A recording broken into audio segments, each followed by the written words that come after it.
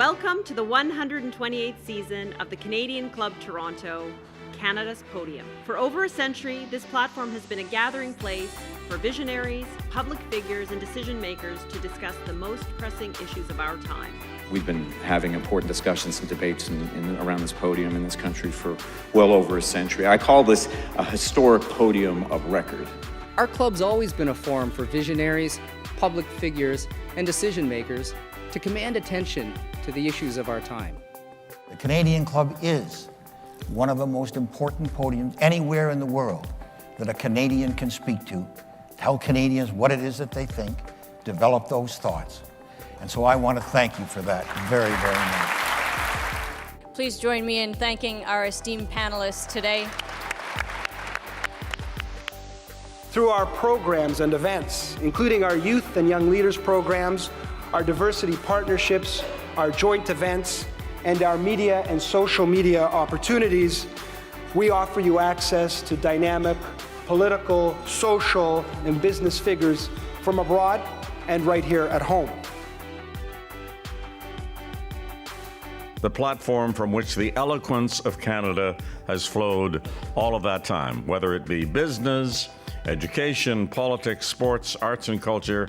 If someone wants to say something to Canadians about this country and about the future of this country, this is the venue you choose.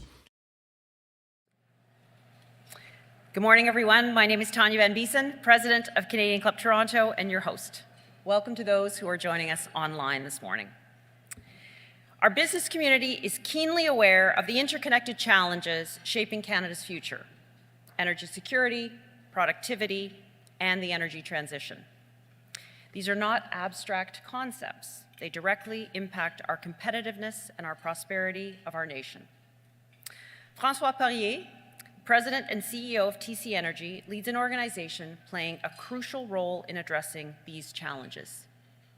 He will speak with us today about how strategic infrastructure projects can help secure our leadership role in the evolving energy landscape, enhance Canadian productivity and prosperity, and responsibly manage our transition to a lower carbon economy. Joining Francois on stage for the Q&A is someone who for many years has been advocating for Canada's opportunity to lead in responsible energy production, Victor Dodig, CEO of CIBC. Now, before we begin, I'd like to acknowledge our sponsors. We are very grateful for the season-long sponsorship by the Canadian Bankers Association and the support of Air Canada, our official airline sponsor. Thank you also to Canada's Forest Trust, who works with us to offset our carbon footprint through its planting of smart forests. Today's event sponsors are Canada's Building Trades Unions and Bruce Power. Welcome to both of you, and thank you. We are very thankful for your sponsorship.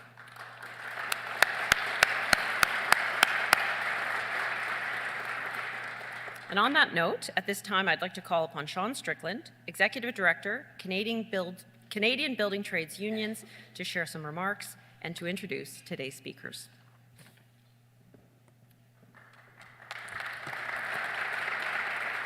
Good morning, everyone. What a great turnout. It's great to see everyone here this morning.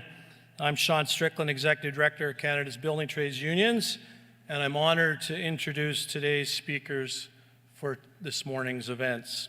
Canada's Building Trades Unions is the national voice of 14 affiliated unions representing 600,000 members who work in 60 different trades and occupations right across Canada. We have some of our industry stakeholders with us here today, and I'd like to take a moment to introduce them. We have Russ Shuchuk, the Canadian Director for the International Brotherhood of Electrical Workers. Mike LeBlanc from the IBEW. And in Canada's Building Trades Unions, we don't go to work unless our contractor goes to work. So we have a really close working relationship with management and our contractors. And I'm pleased to say that Kevin O'Donnell from the Pipeline Contractors Association is here today as well. I'd also like to introduce the Parliamentary Assistant, the Honourable David Lecce, the Minister of Energy, and that is Rudy Cusetto. Rudy's here. And finally, a good friend of Ontario's building trades, the Ontario Minister of Labour, the Honourable David Piccini. Thanks to each and every one of you for being here today. CBTU's mission is to advocate for progressive public policy that improves the lives of our members and, by extension, all construction workers in Canada.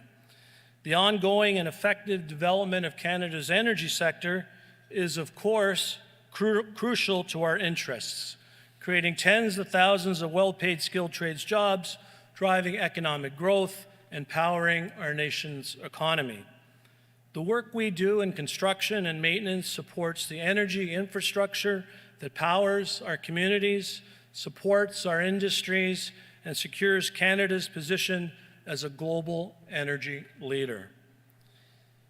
We are living in interesting times, and amid the trade war initiated by the Trump administration, we're already seeing the impact on our economy. Think about a construction worker for a second.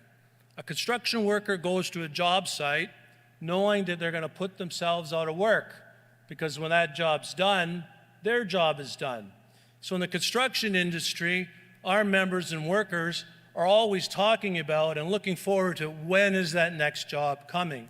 Where's the next job coming from? And right now, we are experiencing heightened anxiety and nervousness amongst our members, because while we're still pretty busy right now, slowdown in investment, large projects are being deferred because of the tariffs and this trade war. Our members are nervous about where that next opportunity is going to come from. Where's that next job going to be that will help me put bread on my table and pay for my mortgage? But with this threat, we also recognize there is an opportunity. And we must, as Canadians, find the opportunity in this tariff threat and lean into the challenges before us. Create regulatory efficiency, allow more of our natural resources to be mined, create east-west power and trading corridors, and get our natural resources to diversified markets. Thank you. We need to build and rebuild and redefine our nation as a diversified energy powerhouse. That is the challenge before us. And that is why CBTU is a sponsor of today's event, and why I am pleased to welcome François Poirier, President and Chief Executive Officer of TC Energy, as our keynote speaker.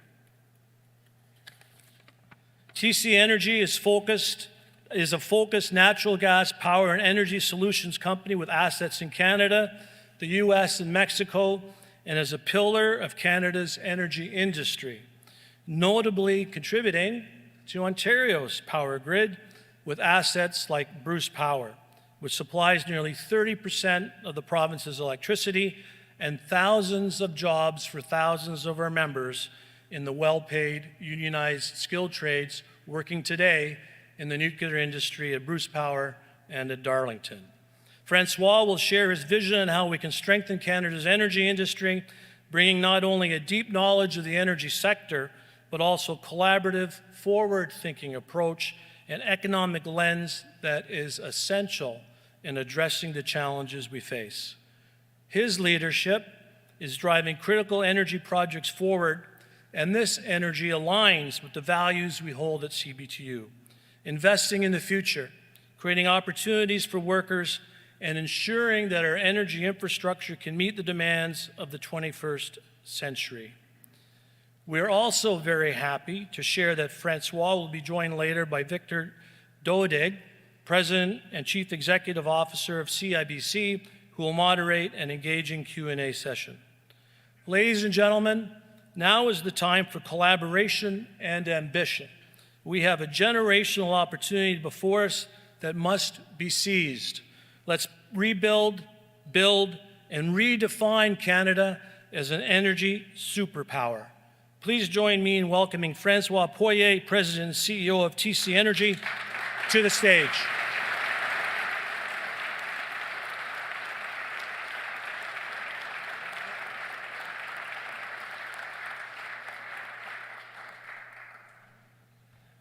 Well, good morning, everyone. Bonjour à tous.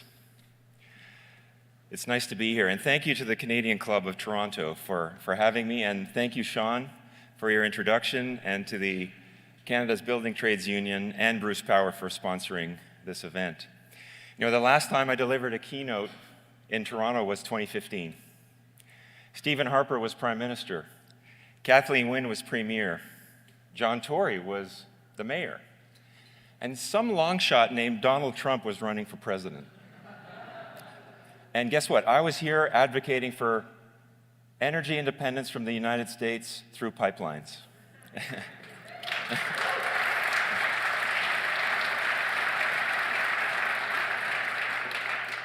As we say in bon français, plus ça change, plus c'est la même chose. So leading a multinational company, I work every day on creating a sense of purpose and aligning leaders to achieving clear outcomes. And this is especially valuable when a generational opportunity exists. And in my view, Canada is in such a moment. À la tête d'une entreprise multinationale, je travaille chaque jour pour donner un sens profond à notre mission, puis à enligner nos dirigeants vers l'obtention d'un objectif clair. Et c'est particulièrement vrai lorsqu'il existe une opportunité générationnelle. Et à mon avis, le Canada traverse un tel moment. Canada has a time-bound opportunity to strengthen our sovereignty, to build our economy, and to reestablish our global position by delivering energy security and enabling emissions reductions for our allies through exporting Canadian liquefied natural gas to replace higher-emitting coal. But to achieve this vision, federal and provincial governments must adopt a new political roadmap with these 4 drivers: political will, management capability, policy consistency, and a Team Canada approach to rebrand Canada as a place to invest. Canada needs to set a bold ambition, and today I'm going to say it out loud. I believe Canada can be the #1 exporter of LNG to Asia.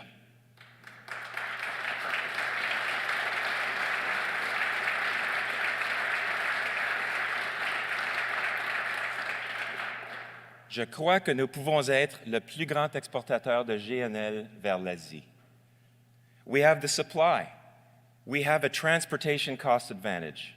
And the demand is there for the taking, but we are going to have to compete for it. Our leaders need to unite on this ambition and show the world that Canada is back in business.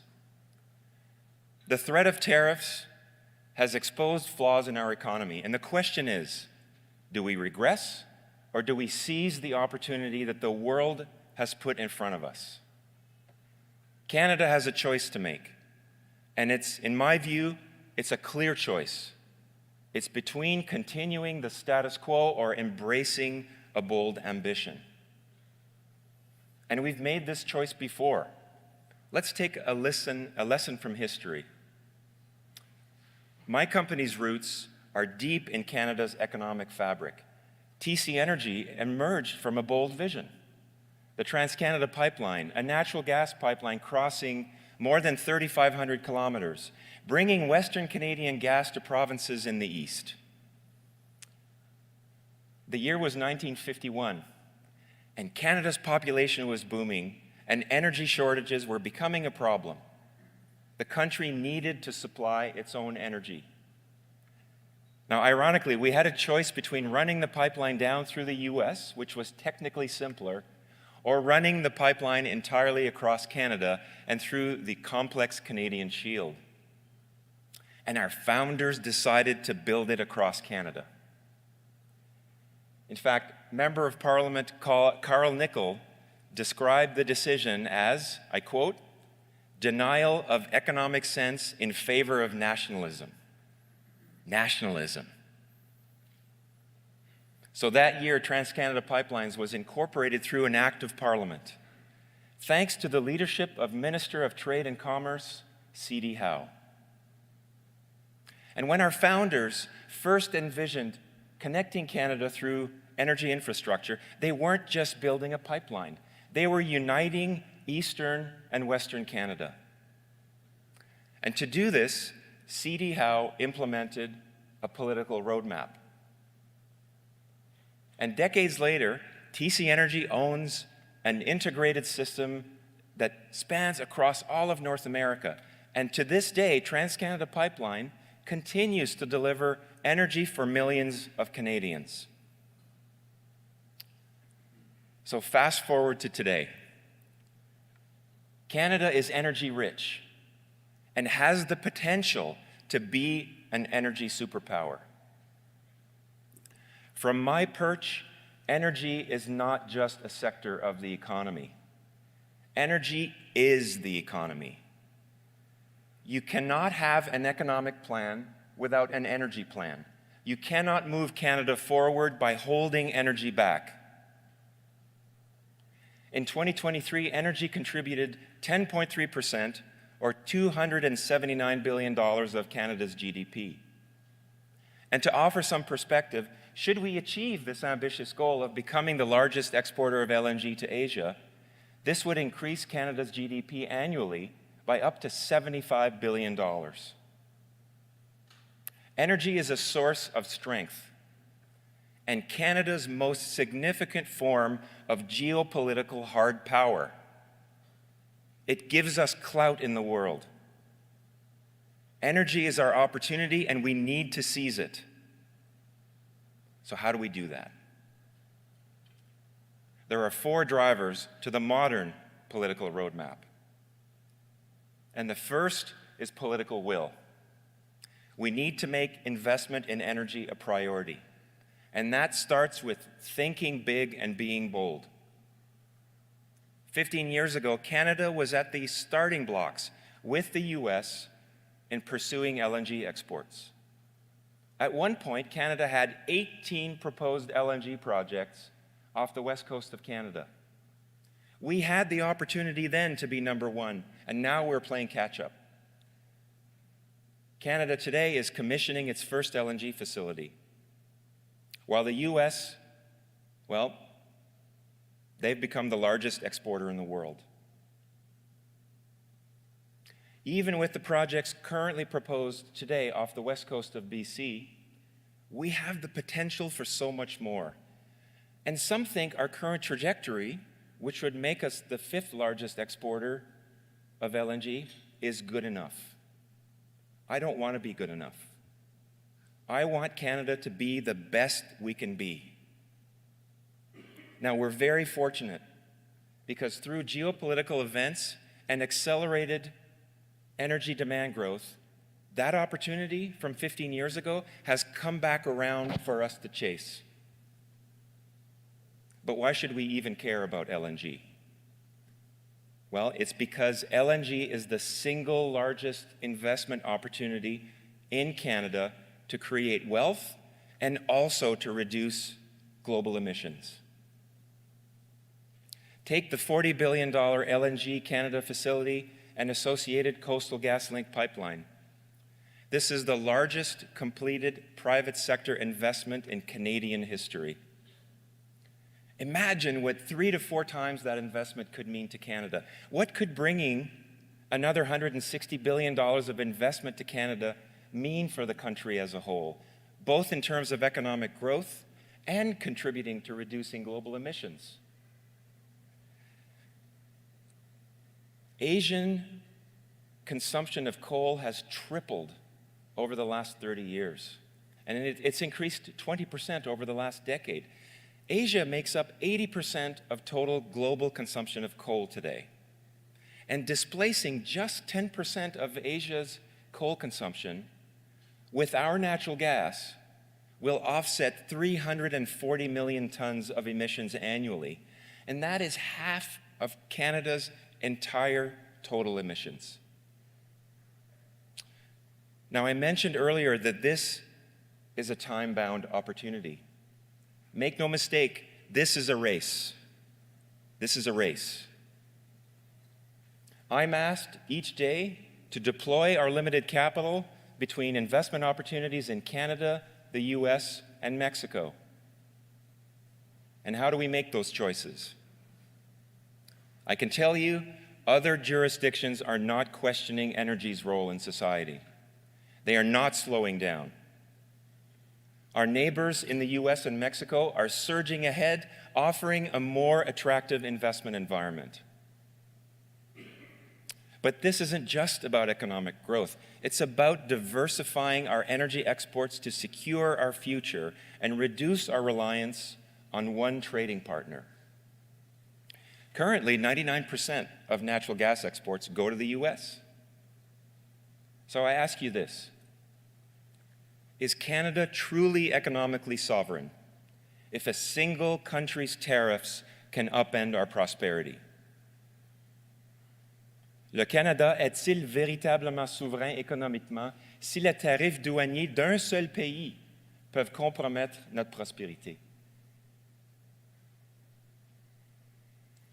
The second driver is political management capability. Our economy and investment climate need hands-on political management to identify and clear obstacles to enable projects to get built. Whoever wins this election, I will ask the elected government that they should ask business leaders and Indigenous leaders for a list of priority projects that government, industry, and Indigenous leaders can collaborate on with a sense of urgency. We know that political will and management capability can make a difference in this day and age, and it's been tested and proven by other governments around the world. Let's take one example that our company has experienced in Mexico. President Sheinbaum, with a postgraduate degree in environmental science and energy, understands the critical role of natural gas in driving economic growth and reducing emissions. And with that in mind, her administration has plans to construct 14 new gas-powered electricity plants by 2030, along with increasing the share of renewable power in the country to 45% of total generation. Together, these will displace higher-emitting fuel oil power generation. Now, in order to develop the needed additional power generation, Mexico needs natural gas pipeline infrastructure. And on May 1st, we will have completed our $6 billion Southeast Gateway project in Mexico. This nation-building pipeline will provide the foundation for economic development in Southeast Mexico, a region that has historically had limited access to electricity. It's created jobs and will elevate the quality of life for many communities. And thanks to the political will and management capability, they provided a clear regulatory process. The pipeline was finished on time and $500 million under budget. When's the last time you heard that? We were able to begin construction just 8 months after filing the necessary permits. And from the initial permit request to our in-service date on May 1st, the entire process will have spanned 2 years and 10 months for a 700-kilometer pipeline, including fully comprehensive environmental evaluations. That's what we're competing with.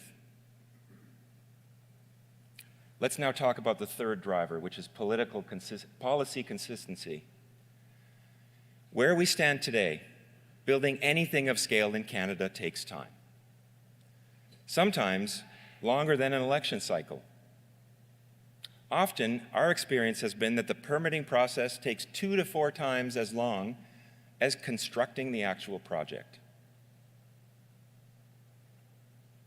And since the Impact Assessment Act has been implemented in 2019, only one project, Cedar LNG, across all industries for the entire country, was approved. And it did so by delegating approvals to the provincial review process. So I ask you, With that track record, how are we to attract $160 billion of new investment to become number one? I hear from investors that to build here in Canada, we need to provide a high degree of policy certainty. They need to have confidence that Canada's commitment to energy infrastructure won't waver, is bipartisan, and isn't at risk of being revoked. They see our potential, but not the policy consistency required to invest. So as a result, and we can invest in Canada, the US, or Mexico, we see capital flowing to other jurisdictions, offering higher risk-adjusted returns. I often say uncertainty is the enemy of investment, and this needs to be addressed with the utmost urgency. If we can achieve alignment on a bold ambition for Canada, we then need to carry this over multiple terms of office from political leaders and across party lines. Consider this: the Trans-Canada Pipeline was built in just 2 years. Yet today, projects can take over a decade to come to fruition or even get to a final investment decision. And by the time permits are approved, someone else has likely seized the market opportunity and it's lost to us. This is what happened to us 15 years ago. So if we allow this inertia to persist, we risk more than delays. We risk ceding market share to our competitors, but more importantly, we are entrusting our energy future to others, and we are losing the opportunity for economic sovereignty that should be standard for a resource-rich country like Canada. So a lot is riding on this moment in time. As a CEO who engages with political leaders at both the national and subnational level in many jurisdictions, I'm often struck by how hands-on political leaders are in some jurisdictions about pitching for direct investment and working with investors to get them over the finish line. So this is the fourth driver of the modern political roadmap: a Team Canada approach around the world. In Alaska, the US administration is today working towards signing MOUs for LNG with countries like Japan and South Korea. The governor of Alaska has traveled himself to Asia to line up customers and investors for Alaskan LNG, and guess what? He returned from his trip with an agreement from Taiwan. So whatever happens post-election, it will be important for the Prime Minister, for the requisite premiers, for business and Indigenous leaders to be united and aligned. Collectively, we'll have to travel to Asia and market ourselves and underscore that Canada is back in business and is a good risk to take. They need to see our sincerity and our conviction, because when Japan came calling for our natural gas a few short years ago, we turned them away. My fellow Canadians, we have a renewed opportunity. Le Canada a la possibilité de réduire sa dépendance à l'égard d'autres pays, tout en exportant vers le monde et en bâtissant une prospérité et une force durable ici dans notre pays. With 3 coasts, diverse energy sources like natural gas, LNG, oil, uranium, and our nuclear expertise and our hydropower expertise, and abundant critical minerals, Canada has the choice to reduce its reliance on other countries while exporting to the world and building lasting prosperity and strength at home. So friends, let's realize this vision and build Canada now.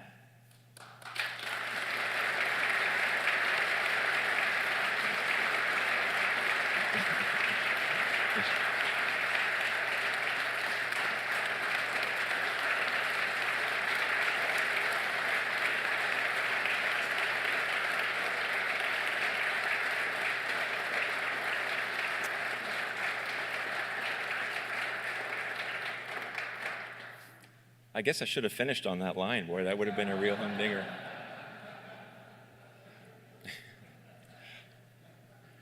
To come back around to it. Just to summarize, we need a political roadmap spanning multiple terms in office. Let's set bold ambitions. Let's write it down. Let's be the #1 exporter of LNG to Asia. We need united leaders across our nation, federal, provincial, Indigenous, and business leaders. Thank you. Merci à tous.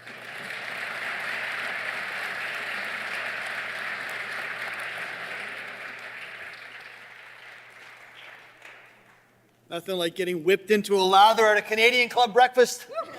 Well done. So thank you for having me moderate. Francois, you're a great person, incredible business leader, friend, CIBC board member. We got to plug CIBC here. You've made me get up this morning to do this. So to all of you who are out there that are clients, we're grateful for your business. Those of you who aren't happy with your bank, please see me or Harry Cullum, our new chief, who's going to be the chief in the fall, Kate Stevenson, any of us that are wearing this thing, we're open for business. We're also open, yeah, I know that, but that's why I'm up here. I'm here to sell the bank, right? So I'm also up here to thank you for your commentary. I think before we get started on the substance of some of the questions, why don't you tell everybody who you are? You describe yourself in the room there as pan-Canadian. What does that mean? Well, I'm an Ottawa boy. I grew up in Ottawa. During university, I worked my summers on Parliament Hill. I gave tours of the Senate. I substituted as a page from time to time during the late stages of the legislative season when they were working overtime hours. Started my career in Toronto, 2 stints in Toronto with a stint in New York City in between in finance. And 11 years ago, I moved west. I moved to Calgary and fell in love with Alberta. And what I would say, Victor, reflecting on that whole span of time, is that all Canadians want the same thing. All Canadians want to be able to build a home, raise a family, feel safe, feel respected, and feel respect for one another. That's why infrastructure projects that can bind the country together are such a great opportunity, not just from an economic perspective and from an economic sovereignty perspective, but to make us all feel like Canadians. Absolutely. I think we all feel that way, particularly at this period of time. So before we go into the depth of the questions, why don't you just, it's a remedial class. What is LNG and how does it work? Great question. So, you need to liquefy LNG to be able to transport it long distances because at room temperature it's in a gaseous form. So you chill it at, I think it's minus 160 degrees. Well, tell us about how it gets out of the ground. Yes. So tell us everything. It's extracted from wells that are drilled in Canada, predominantly in the Western Canadian Sedimentary Basin. It's gathered on smaller pipelines, and then they're all directed to the larger diameter trunk lines, which is the business that TC Energy is in. And so the natural gas is transported via pipeline to coasts.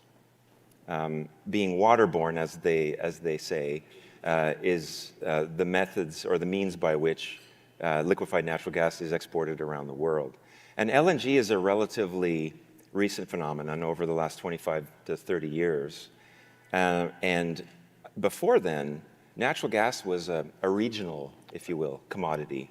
And then it became, through pipelines, a national commodity. And now, with LNG, it's become a global commodity. So it goes to a terminal in its gaseous state, and what does the terminal do? The terminal chills the gas at minus 160 degrees Celsius.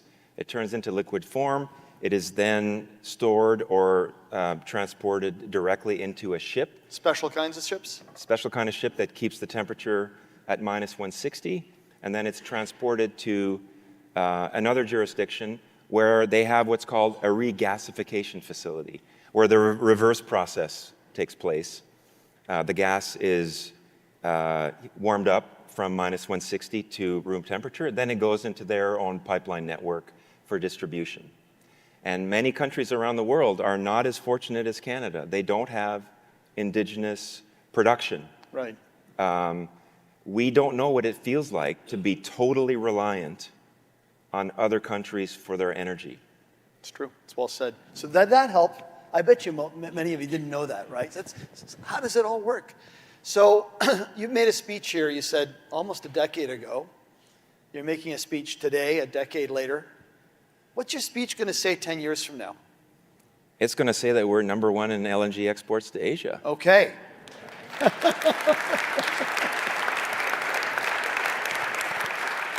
We're going to talk in a moment, how do you kind of move up those league table standings. Sure. But let's just go to sort of the motion of your speech, right? You've kind of gotten more vocal recently. One of my friends kind of coins it as going from "Oh Canada" to "Go Canada," right? It's kind of a neat little saying, right? Because we reflect too much on the past and not on how fast we should be moving. Yeah. Like, what's the intensity all about now? First of all, I see a generational opportunity, as I said in my prepared remarks, to create wealth for the country and build our independence. But it's also the realization that it's a time-bound opportunity, and we have to get our elbows up. We have to be a little bit more competitive. We have to go out there and sell. So for me, Build Canada Build is actually Sell Canada Sell. And we're not just selling the fact that we have reserves in the ground. We have to sell that policy consistency. We have to sell that innovation and that ingenuity. And we have to sell that customer service attitude. Mm-hmm. So you kind of wrote a letter with a bunch of other energy leaders. And the letter said a number of things that need to be done, some of which was captured in your speech. How is the business community, how is the political community reacting to that letter? How many have read the letter? Okay, you'd expect at least half the crowd to read the letter. Yeah. The other half, read the letter, okay? I think everybody needs to be up to speed on the facts, depending on who you're speaking to, particularly outside of Canada, but also inside of Canada. So the letter gets written, it gets published. You all feel like, okay, someone from our national newspapers has written about it. What kind of reaction are you getting? Actually quite positive in the what. And the what is a realization, and the fact that we're having this conversation in Toronto, in Ontario, that energy is a national priority issue, and a fairly uniform level of support across the two main political parties who have a chance to form government. Of course, the devil's in the details. Mm-hmm. And part of what I want to accomplish in having this conversation is to elevate that conversation, that policy conversation, to the political level and challenge our politicians to clearly state the how. Right. From each of their policy platforms. How would they accomplish this? How would they achieve this? To allow us to make more informed decisions as we choose our government. Are they doing that now? I mean, you're hearing a little bit around, here's what I would do, but it always feels like it's at 20,000 feet.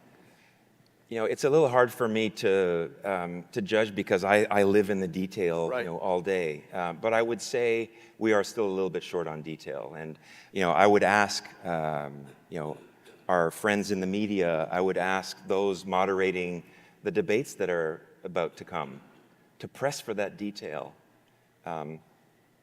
Saying you want pipelines to get built is polling well right now. Right. But the reality is we are going to need a sustained level of support to build this infrastructure for 5 or more years.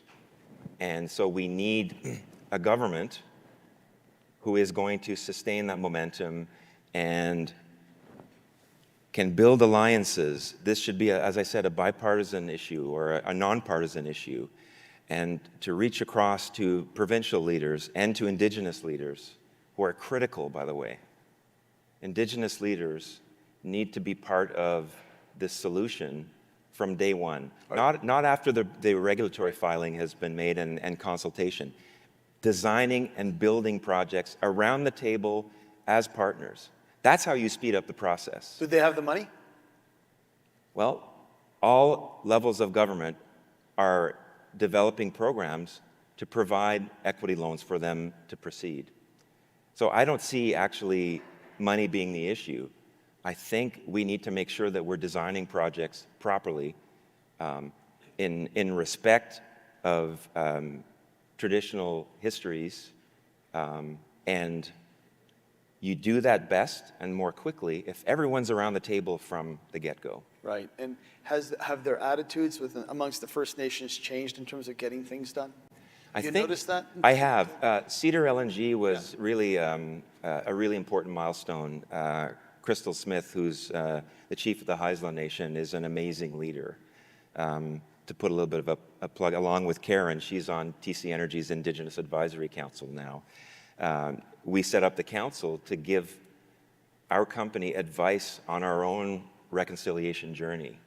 And the wealth creation and the socio-economic benefits that are being brought to that community have become evident to other Indigenous leaders across the province and across the country, and has almost developed a blueprint for how this could be replicated, over and over. Okay. So one thing you didn't tell everybody is you're an athlete. Tell us what you do to stay fit. Come on, Francois. I'm a triathlete. He's a triathlete. So you have to be obsessive compulsive to be a triathlete. Yep. So I'm gonna raise my hand and and admit that. I swim, bike, and run long distances, and I like to race, but I race with myself. I'm not good enough to race anybody else. But it's a fun way for me to maintain my mental health. Mm-hmm. There's a little bit of stress in my job, a little bit, as with yours. A little bit, yeah. And my mental wellness is derived from my physical wellness, and so exercise is a big part of my life. Excellent. It also relates to how fast we can get things done here. You alluded to that. How long did it take in the 50s to build the 3,500 kilometers of pipeline? It took 2 years. 2 years. It took 2 years. How long did the approval process take? Just a few months, actually. Just a few months. There's another example that we can point to in modern times, and that's Germany. Yeah. When Germany invaded Ukraine, and no, Germany did not invade. I'm sorry, gosh. Russia invaded. When Russia invaded Ukraine. He knows that, but I don't want anybody to print that. Yeah. Okay. Thank you. Thanks for that correction, Victor. When Russia invaded Ukraine. How fast did Germany? Germany needed to get its natural gas from somewhere else. Mm-hmm. And they designed, permitted, and built a regasification facility in 10 months. Some were floating, if I remember correctly, yes. Right? So if you can do all of that in 10 months, and we reverse engineered that process to learn from it. How could you possibly design, permit, and build energy infrastructure in 10 months? And the answer was political will. Right. And leadership. They've shown it again. $1 trillion in spending. Chancellor Merz has said, you know what? We're gonna get this done. Yep. So it feels like that's happening there. It is. So what needs to happen here for us to build a 3,500 kilometer pipeline in 2 years?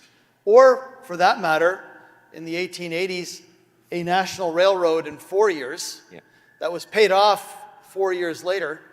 Like, what needs to happen today? What conditions need to change for us? What about Bill C-69? What has to happen with Bill C-69? Well, as I said, Bill C-69 has not been, no one has been able to get a project successfully through that process, but for one, and they basically delegated the authority to a provincial process. So my view is we have to set a goal and work backwards. Anybody here who thinks and talks about innovation in your company, you don't talk about process. You talk about outcomes. And when you set bold, ambitious goals, it forces you to break down whatever confirmation biases you might have. That's what Germany did. They said, we need a regasification facility for the next winter heating season. And then they worked backwards. And that's how you challenge the assumptions that you thought were table stakes. Personally, I think 2 years, even 2 years to get regulatory approval for a project is not ambitious enough. It's not. If we can do it in 10 months in Germany and 8 months in Mexico, we can do better than that. If you look at permitting and building infrastructure along an existing corridor, all of the environmental work has been done. It was done in minutia, in lots of detail over many years. And to me, if you're twinning an existing right-of-way, it should be a much, much shorter process. So I don't accept people who challenge the notion that it's impossible, that it's possible to get a permit in 6 months. It absolutely is. It takes political will and the political management capability that I talked about. Okay, so we have a lot of work to do because TMX took 20 years. Yeah. It went like 5 or 6 times over budget. Tell us a little bit about Coastal GasLink, because that's the first entry into the professional league of LNG. Yes. Coastal GasLink is the first natural gas pipeline built to the west coast of Canada in 70 years. We're very proud of it. And in itself, it is a blueprint of how to do this and replicate this. Look, the largest exporter of LNG to Asia is Australia, 10.5 billion cubic feet per day. LNG Canada's phase 1 is 2 billion cubic feet per day, and then you add the Cedar LNG project, which is, has a connection into CGL, and it's another one half of a BCF. So you've got the first pipeline at 2.5 BCF a day. The proponents of the LNG Canada facility are looking to double the capacity. They'll be making that final investment decision in the near future. That's a $20 billion investment, right? Or something 20 like for them, and then for us, a significant amount that I can't share. But okay, that's fine. It's a significant amount. So we're already at 5. Right. We got to beat 10.5. I want to get to 12. Okay, so let's just really quickly, how big is the LNG market globally today? It's about 60 billion cubic feet a day. 60 billion cubic Yes. feet, and you want to get to 10, 12, which will put us into 4th or 5th place? So It's the U.S.? U.S., Australia, Qatar? and then everybody else. Right, okay. But Australia delivers almost exclusively to Asian markets. The U.S. is mostly to Europe with a little bit to Asia. So really the competitor here is Australia. And we have that delivery advantage. It takes 20 days to transport LNG from the U.S. Gulf Coast to Asia. It takes 10 from the west coast of the continent. And of course, further north is better, so in BC. So we're already at 5 if LNG Canada proceeds. The Silism Nation, in partnership with Western LNG, is developing its own LNG project for 2 BCF a day. The pipeline, we sold them the pipeline development project to supply that LNG facility. You could see that go from 2 to 5 just as well as the LNGC facility. So we can get to 10 like that. Excellent. So I see this as an achievable goal, but we have to write it down and compete for it.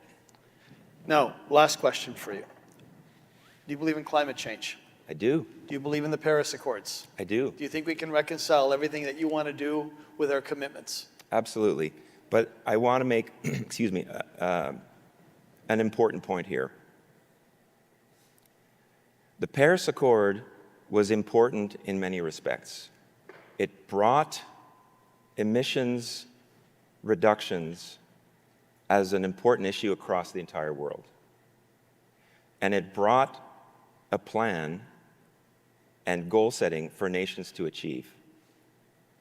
But it is not bespoke enough for a country like Canada.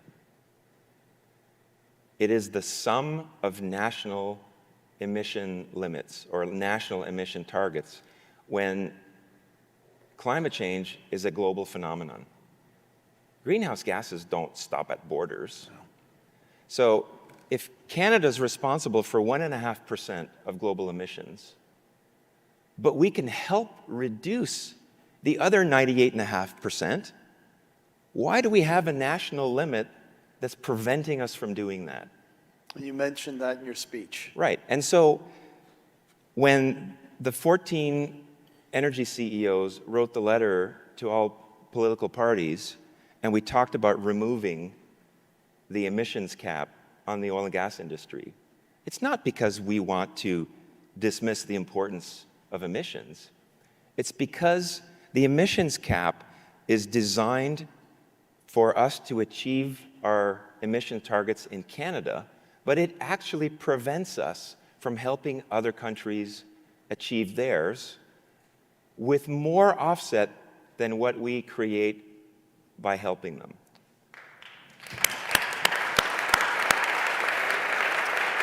And I think that was very well articulated. I hope that everybody takes what Francois is telling us this morning and doesn't kind of leave it here. The tendency is to say, I was at this breakfast, it was great, he talked about LNG, it was, whatever. It needs to be much more than that. We need to advocate for what you're doing. We need to advocate for our country. We need to advocate for fine-tuning of some of these accords that haven't really thought about it on a global basis. You're absolutely right. Canada should be thinking about its natural resources as an instrument of really good foreign policy and reestablish ourselves as a middle power. Agreed. Any last words you want to share with everybody? I just reiterate what Victor is saying. We're in an election campaign. We chose to have a serious policy discussion in the middle of an election campaign with intent. The discussion is nonpartisan, but our ask is that you hold each party accountable to provide you all with the details of how they will achieve their goals so that we can all make informed decisions. Excellent. Thank you, Francois. Thank you. So, Francois, Canada is lucky to have Francois. I predict that in the next half decade, we're not going to wait another decade, that's going to read Canada's LNG podium. All right? Thanks. Thank you.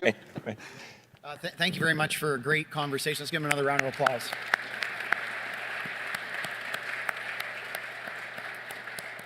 So I'm James Cognac. I'm the Chief Operating Officer at Bruce Power. We're really honored to support today's conversation and the important work that the Canadian Club of Toronto does.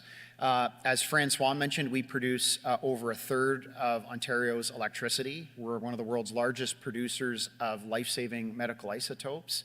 And thanks to the support of TC Energy, which I'll come back to a little bit later, we represent one of Canada's largest electricity infrastructure projects. And I see Sean and Greg and Francois, and I'm going to repeat something that you will never get sick of hearing.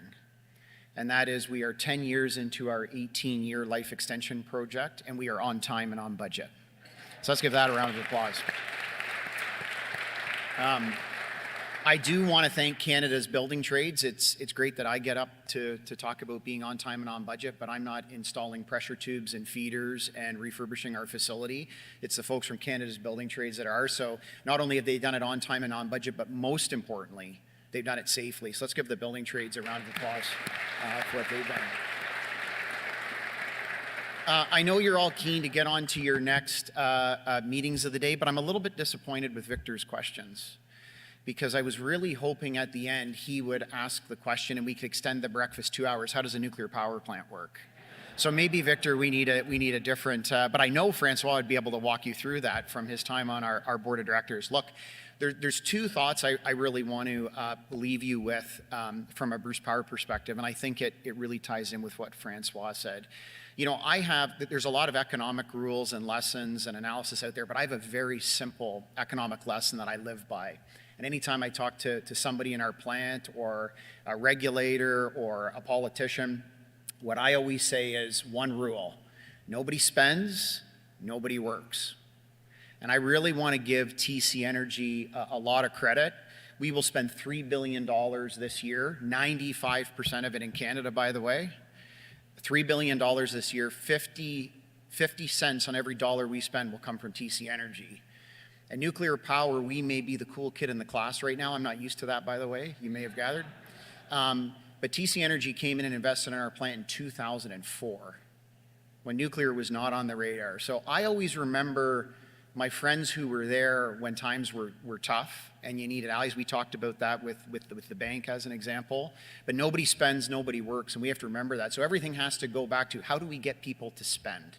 And I really think that's what Francois talked about, and spend quickly, because we know we have trades workers that can deliver on that. The final thought I want to leave you with, and it's a little bit personal, is I think we live in the greatest country in the world. I think you go and talk to most Canadians, they would say that.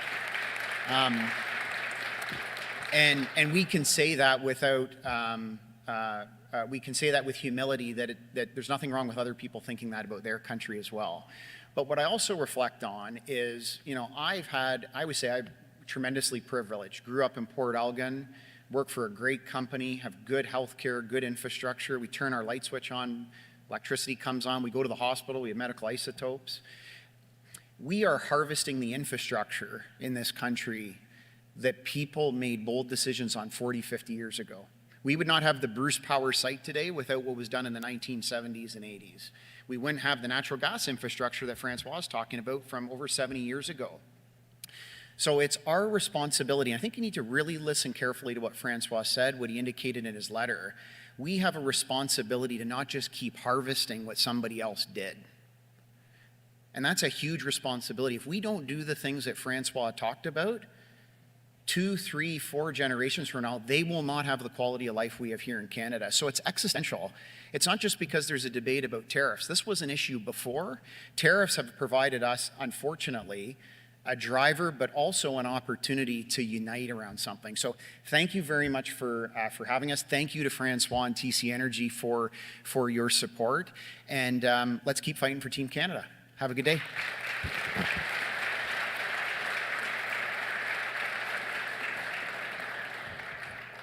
Quick close, because I know everybody has got to get going. Thank you, Francois. Thank you, Victor. I also would like to thank, again, our sponsors, Bruce Power and Canadian Building Trades Unions, for being here today and for helping us to put on this event.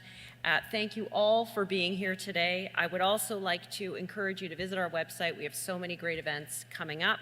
Go to canadianclub.org. A couple that are coming up, we will be hosting Roy Gorey, CEO of Manulife, on April 24th.